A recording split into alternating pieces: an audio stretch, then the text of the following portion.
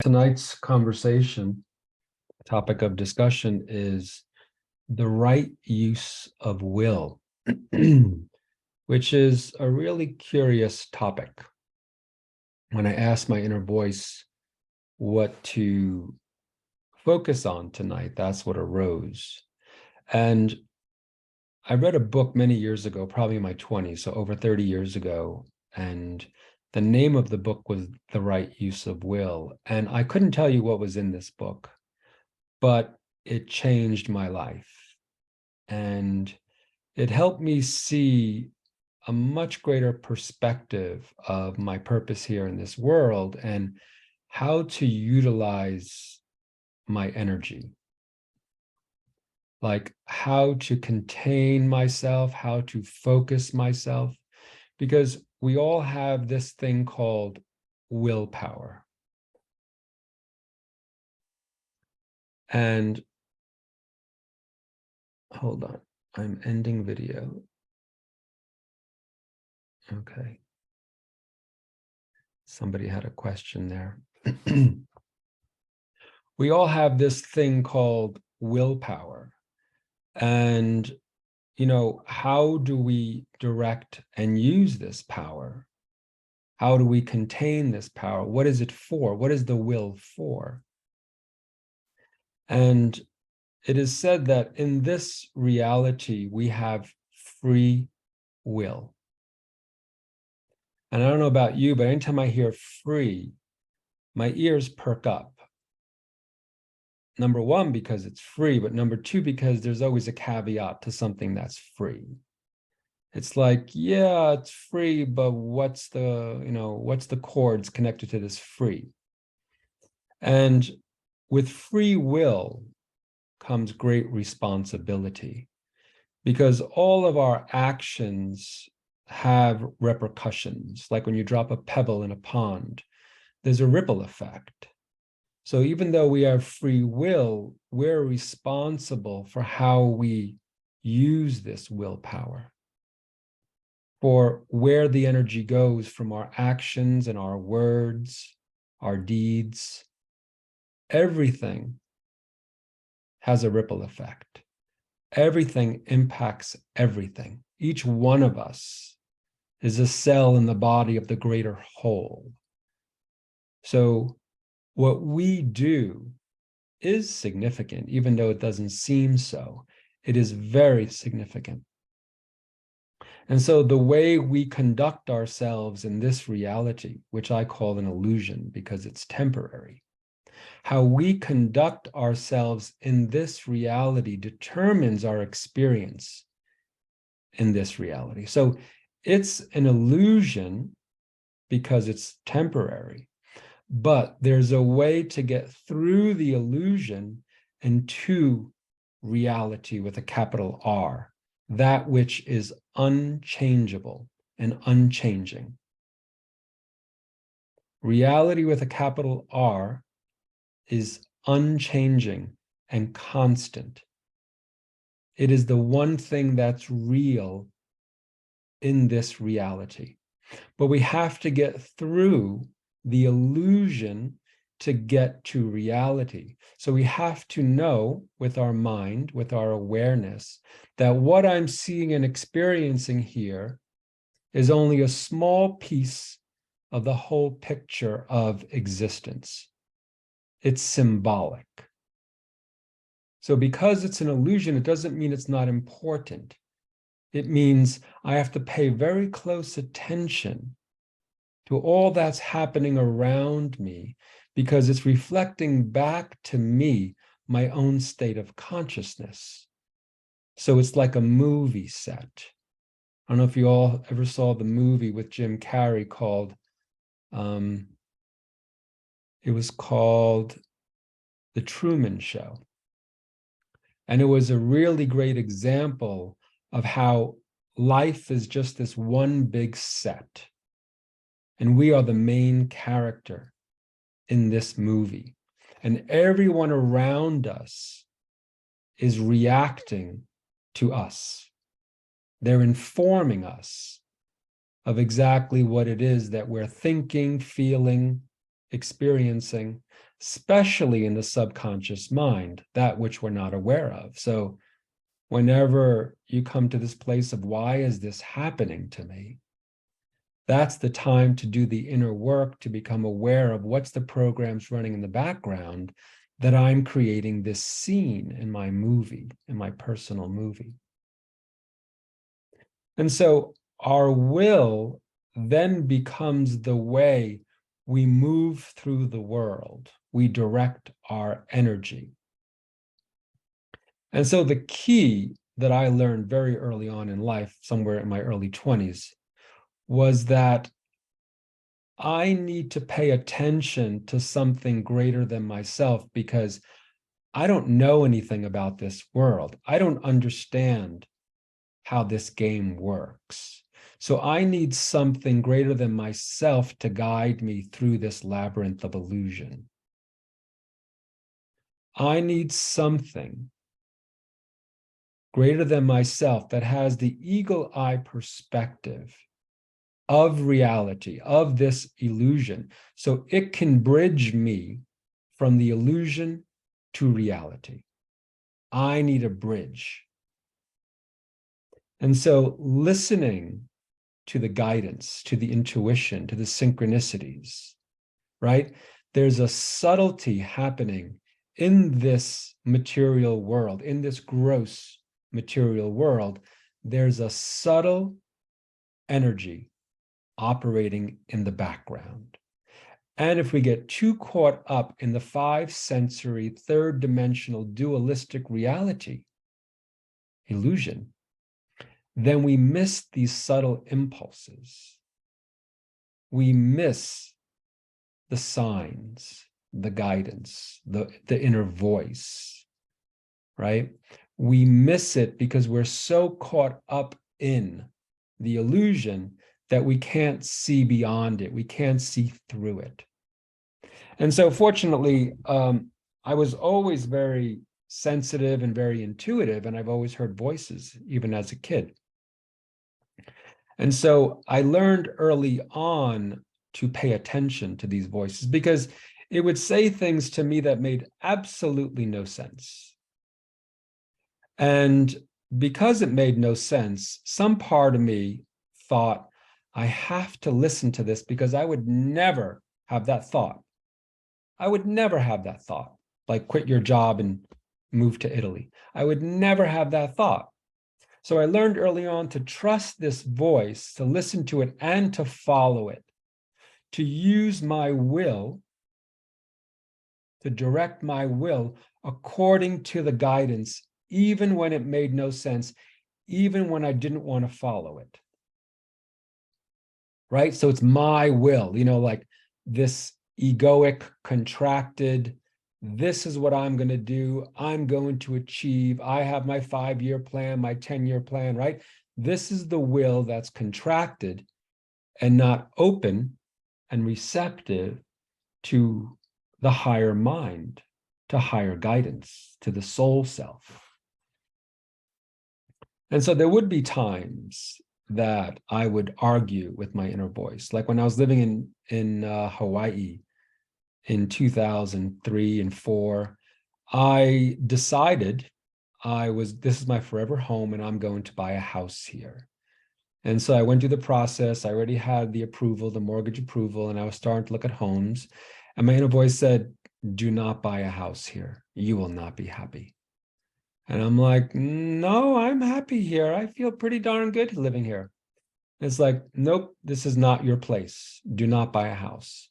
And I just like put my heels in the ground. And I was like, it doesn't make any sense. This is the perfect place for me. And so I ended up calling one of my teachers who's a clairvoyant because I wasn't convinced. And it's not that I wasn't convinced. I wanted what I wanted, which was to live in Hawaii. And so I decided to contact a teacher of mine who was very gifted. And I said, could you just tune in for me? I didn't tell her what I got. I just said, could you tune in for me and just inform me? Because I'm considering buying a house in Hawaii. And she tunes in, she goes, oh no, you need to leave within the next 6 months to 8 months. And I was like, really? She's like, yep, you have to go back to New York City. And I'm like, oh no, I don't want to go back to New York City. I'm done with New York City. And she's like, nope, unfinished business. And so I relented. I surrendered my will and I agreed. And I stayed in Hawaii for about 7 more months and went back to New York City as per her guidance. And then within a few years, my father passed away. And I was responsible for, managing his estate, which took a good 4 years to complete. So had I been living in Hawaii, it would have been very difficult to do all that I had to do in the next 4 years. So that's an example of like my will versus the divine will, my desires, my wants, my needs versus the greater need. So it served my higher self not to stay in Hawaii. It served my higher self to leave, go back to New York City, finish up whatever I had to do for myself, and also finish up my father's estate. So that aspect of someone or something is seeing greater than I can see. And I need to tap into that source because that source is all knowing. And I'm not. I actually know nothing. Contemplation number 6 from the 7 contemplations that I wrote on, that's on the website for free if you want to download the ebook. Contemplation number 6 is I know nothing. And because I know nothing, I sit in the emptiness to receive whatever is needed to be received. And so I acknowledge not my will, but thy will. I let go of my attachments. I let go of my agendas. And I say, show me the way and I will follow. Just show me what needs to be done and I will move in that direction, because clearly, from my perspective in the life that I've lived, there is some sort of destiny. There is some path already paved. And all these synchronicities and all these coincidences and all these things that happen where things line up perfectly to support me on my journey informs me that my will is aligned with the divine will. Because when I'm struggling, when I'm stuck, it's telling me I'm moving in the wrong direction and that I have to regroup and reconsider what I'm doing with my life. So it means sit still, drop into the emptiness, see what arises in the emptiness, and then take action. Use my will to follow the greater will. There was a book that I read also in my 20s called The Lost Teachings of Atlantis by John Peniel. And it was a really good book. It's a story. And it's a really good book on so many levels, but there was a really great gift in this book. And the gift was a prayer. And that prayer was, thy will be done, not mine. In me and through me, show me what I must do this day, that I may be a clear channel of your divine blessings for all. Thy will be done, not mine. In me and through me, show me what I must do this day, that I may be a clear channel of your divine blessings for all. So what I'm doing is I'm surrendering my personal will to the greater will so that it's utilizing my beingness. It is directing my being for my benefit and the benefit of all concerned, because I'm a cell in the body of the one, right? In this whole creation, I am one cell in the greater body. But all cells are important for the body. Every cell is significant. So as each one of us attunes to this higher part of ourselves, as each one of us lets go of our agenda, our attachments, our ideas and beliefs, our limited beliefs about reality, then we are directed, divinely directed to fulfilling our soul's purpose. And when we fulfill our soul's purpose, we are serving all of humanity. When we fulfill our soul's purpose, we are serving all of humanity. So we move from selfishness to selflessness. But there's not a loss of anything when we move in this direction, because there's so much more to receive. Like in that meditation, from the bud to the blossom. When we are following our own will, serving our own self, we are in the state of the bud, the rose bud. When we begin to open to receive the guidance, the light of consciousness, then we begin to bloom. And in this blooming state, we continue to bloom effortlessly. It's just more and more blooming. More and more light comes through, more and more receptivity. The struggle disappears. It doesn't mean we don't suffer. Suffer is part of the path of the soul, the part of the process of being in this human reality. There is suffering, as the Buddha said. So it's not that we don't suffer, and we shouldn't feel like we're off path if we're suffering. We should be with the suffering, allow it to move through us, allow it to evolve us, to heal us, but not to think something is wrong. Now, there's also the suffering that happens through ignorance, when we do the wrong thing, like eat the wrong foods, or be in the relationship that doesn't serve us because we're afraid to let it go. Ignorance, suffering through ignorance is different than the suffering that we go through because the soul is evolving or going through a dark night in order to be rebirthed or reborn in this world. There's various reasons we go through these processes of suffering. But we want to ensure that we're not doing it because of our own lack of intelligence and ignorance. So, thy will be done, not mine. Show me the way and I will follow. What serves my highest good? So at this point in life, I don't make any decisions without tuning in to see, does it serve my highest good? Does it serve the highest good of the whole? Is it useful? Will it lead me will it continue to lead me on my soul's path, on my destined path? These are the questions to ask. And you reach out. And if you don't know what decision to make, you sit and you wait. There's never a rush. It's all about patiently awaiting for the guidance to arise. And then once the guidance arises, we use our willpower to move forward. It is the gift we've been given to fulfill the soul's purpose. It is not ours to use for our own benefit.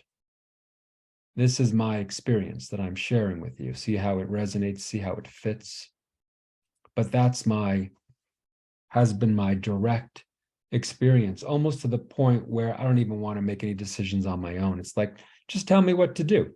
So much easier. And then my inner voice is like, nope, that's actually not how it works. You have free will also to like choose, what color clothes you want to wear today, and, how you want to run your day. It's different than, making major decisions like moving to a different place or a particular job to get.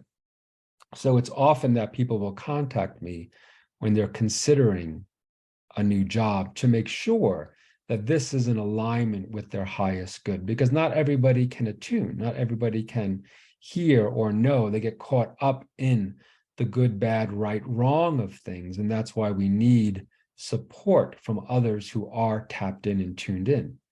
just like I needed to contact one of my teachers when I was in Hawaii to confirm that what my inner voice was saying was accurate and that I wasn't just making things up. And so a guide, a teacher, a mentor can be very helpful for us if we're off path, if we're experiencing dis-ease. We need someone to help us back on path, to help us get back into an easeful, flowing life. But ultimately, we're the ones that have to really learn how to listen to the subtle impulses, voices, intuitions that communicate with us through the signs of life, of what is happening all around us. There's always signs coming through to inform us of what the next appropriate step is. Always. And when we relax ourselves, when we contemplate, when we meditate, then there's space for the guidance to come through. And then when the guidance comes through, there's an inner knowing of, yes, I need to move forward with this. And I'm going to use my willpower to get this done. So for example, when my inner voice said, I'd like for you to write the 7 contemplations. And I said, okay, no problem. So that was a directive. And then I used my willpower to sit each day and write, at least for an hour, whatever comes through on the 7 contemplations. And then I go back each day and I massage everything I've written until it's perfect. And then I put it out there into the world as a gift. So that's the right use of will. I got the guidance. I committed to doing this project. I used my willpower to each day do the writing to completion and then send it out into the world. Check, done. The wrong use of will, because if there's a right use of will, there's a wrong use of will. The wrong use of will is to get the guidance and not follow it, and do something else that may not serve the highest good whatsoever. Yeah, but I want to make a lot of money, so I want a job that makes a lot of money.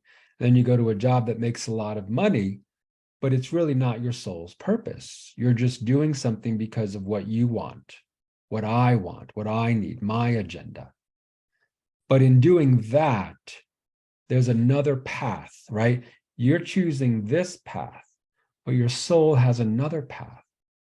So when you're on a path that's not the correct path, you will hit obstacle after obstacle after obstacle.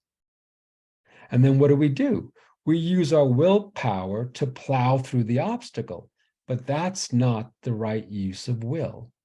When you hit an obstacle, you step back and you take notice. This is interesting. This is not flowing. This is information. Let me sit and contemplate. Why is this not flowing? Am I on the wrong path? Have I veered from my soul's purpose? And then there's an opening, there's space for the guidance to come through. So those are the 2 distinctions between the right use and the wrong use of will, and how we can use this very powerful force inside of us to get things done, to fulfill our soul's purpose, to support the greater whole. Because imagine if each one of us was attuned to the higher self and fulfilling our part in this human reality, that we are open, receptive, flowing with everything. Can you imagine what a different place this would be? It would be heaven on earth.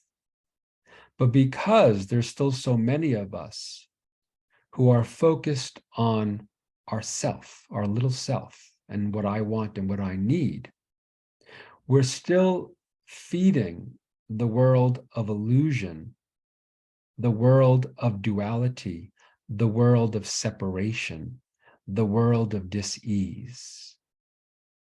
It's the old paradigm. It's fear-based. But when we move from this old dualistic, five-sensory, third-dimensional, fear-based paradigm to the new paradigm, where we are more aware of the subtle, where we are multi-dimensional as opposed to third-dimensional, where we are highly intuitive, aligned, attuned, listening for self and other. How do I serve humanity rather than how do I serve myself? It's a heart-centered place. It is the blooming of the bud as opposed to the contraction of the bud.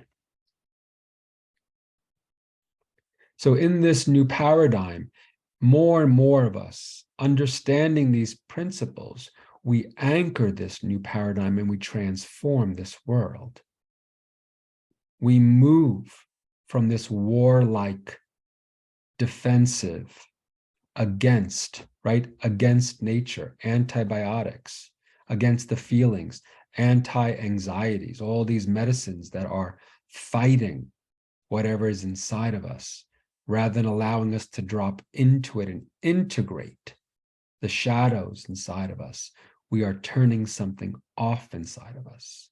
This idea of the other, of the terrorist, of another country that we have to fight and defend ourselves against.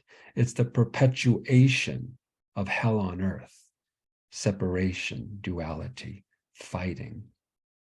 But at a certain point, you realize it's all me. Everything is inside of me. I'm a part of everything, and everything is a part of me.